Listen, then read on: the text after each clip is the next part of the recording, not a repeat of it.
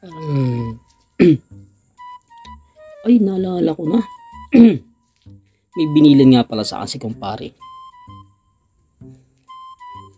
Saan ba yung number ni kumare? Matawagan nga. Para makonfirm ko kung nakaalis na si kumpare. Para mapuntahan ko si kumare. Bilin na bilin sa akin ni kumpare yun. Baka magalit sa akin. So nga pala. Ito nagre-ring. Yun. May tumawag. Diyos ko. Sibiyato. Hello? Hello? Hello? Hello? Oh, pre, kumusta? Mare. Kumusta na? Anong gawa mo ngayon? Wala naman, nandito lang sa bahay. Nakahiga. May binilin sa akin si kumpare.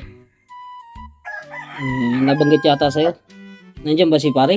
Nasa Maynila na. Sa Maynila siya ngayon. Nasa Maynila na pala. Oo nga, binilin sa ani pare, pupunta daw siya sa abroad, mag-abroad daw siya. May binilin sa akin. Nakakayaman banggitin sa iyo. Alam mo naman siguro yata, 'di ba? Actually, inantay nga kita eh. Sige. Di, paano yan? Pupuntahan kita dyan. Ito nga beauty ko, oh. Talagang kailan ba punta mo? Oh, sige. Basta pupuntahan kita dyan, Mara. Pwede ba kaya ngayon na? Naka-condition kasi ako ngayon eh. Basta sure na pupunta ka, ha? Oo, condition ako ngayon. Puntahan kita dyan ngayon.